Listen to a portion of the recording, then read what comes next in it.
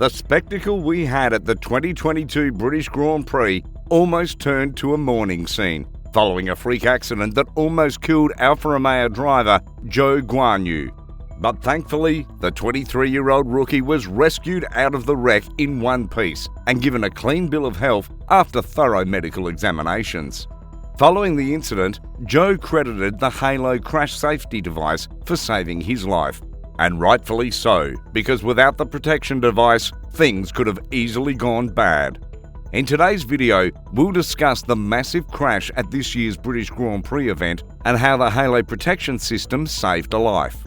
A record crowd of 142,000 people watched on at Silverstone as the lights went out and drivers from different teams scrambled to make their way to the front of the pack.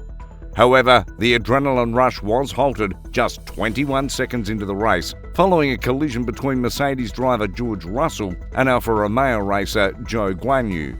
The latter emerged worse from the collision as his car spun several times before flipping over a tyre wall and crashing into the outside fence at 160 miles per hour.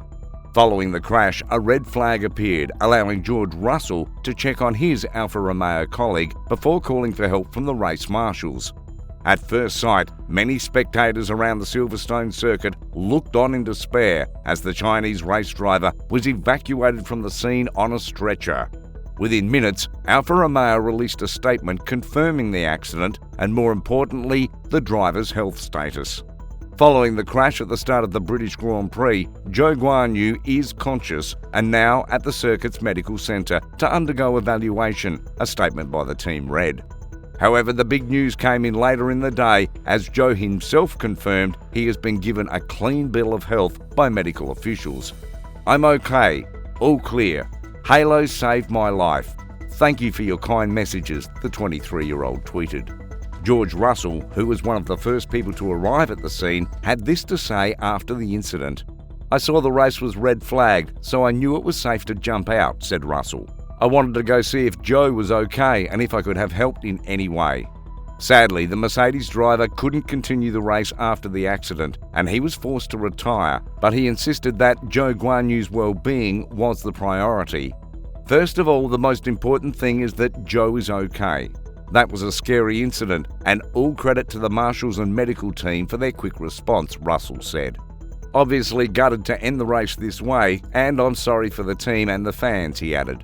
Earlier in the day, the titanium Halo device also saved the life of Roy Nissany in the F2 competition after Dennis Hager's Red Bull car landed on him.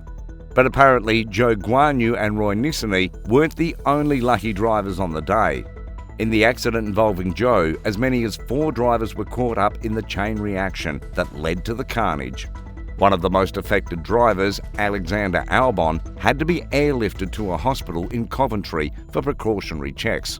Speaking after the incident, Alex said, "I'm very glad that everyone else involved in the first lap incident is okay. Thank you to all the medical staff at the track and Coventry Hospital." Having missed out on the race due to the crash, he assured the fans that he was now fully focused on the next race in Austria.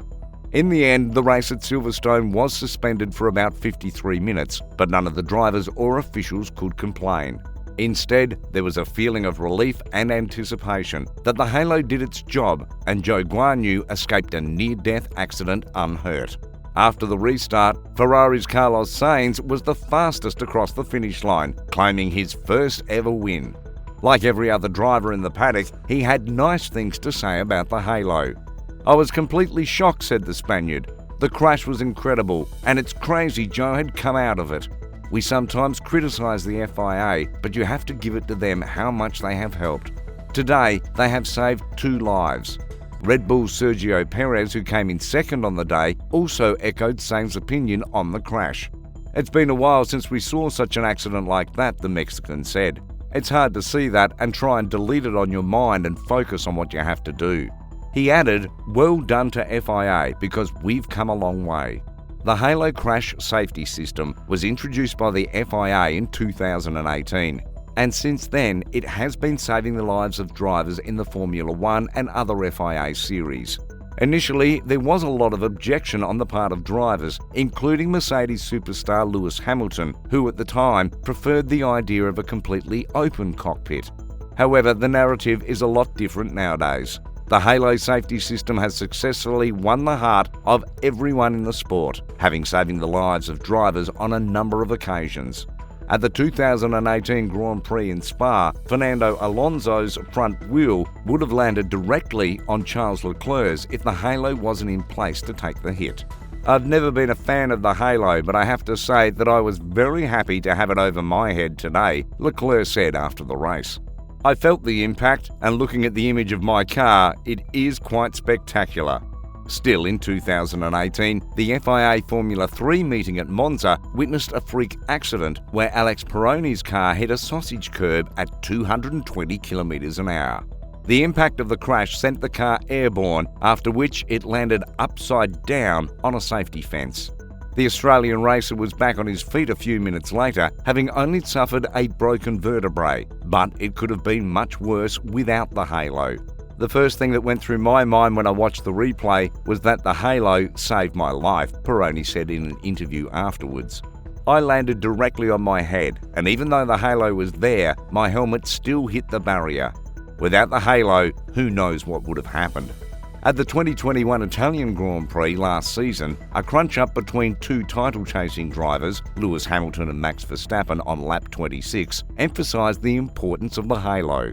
As Verstappen attempted to overtake Hamilton after turn 1, both cars made contact and Verstappen's car plunged awkwardly into the air before descending on top of Hamilton's car. The Mercedes driver would certainly have been in serious danger if the halo wasn't in place. However, the biggest plaudits for the halo safety system came at the 2020 Bahrain Grand Prix, where Roman Grosjean suffered a 67G impact and spent 27 seconds in a fireball, ignited by a nasty accident that split his car in two. Miraculously, the former Haas driver walked out of the fire with only minor burns, thanks to the halo and some other safety equipment in his car. Speaking after the near-death accident, Grosjean said, "Thank you very much for all the messages. I wasn't for the halo some years ago, but I think it is the greatest thing we've brought to Formula One, and without it, I wouldn't be able to speak to you today." But while the accolades continue to troop in for the halo, Anthony Davidson, an F1 analysis with Sky Sports, has pointed out how easily the car's roll hoop gave way during Zhou Guanyu's accident at Silverstone. These photos I've seen of the aftermath of the crash, where the actual roll hoop seems to be missing, Davidson said. That really didn't do its job if you think about it. As a former race driver, Anthony Davidson certainly knows what he's saying. Hopefully, the officials will take note of his observations and do something about it. There's no denying that Formula One is a very dangerous sport, but we've seen scary accidents over the years, some of which have led to terrifying injuries and even deaths. But like we saw at the 2022 British Grand Prix, the halo crash safety system can make the difference in these situations.